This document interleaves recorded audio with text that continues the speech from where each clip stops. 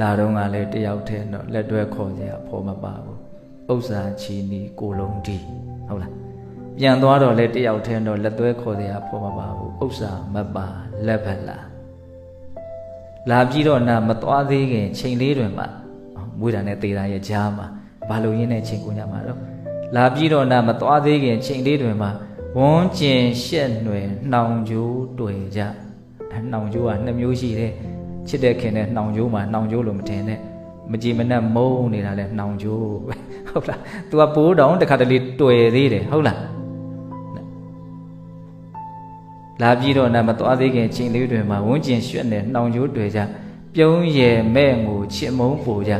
မလိုဒေါသလိုလောဘနဲ့ဘဝရိပ်မြုံကာကြိုးစုံခဲ့တယ်နော်ဘုန်းတို့ဘဝဇက်ခုံမှာနော်ဘယ်ကာကြိုးကိုကာရင်းနဲ့အချိန်ကုန်ကြတာတော့ဟိုဘကန်းတင်တဲ့ကာကြိုးဒီဘကန်းတင်တဲ့ကာကြိုးဒါပဲလေ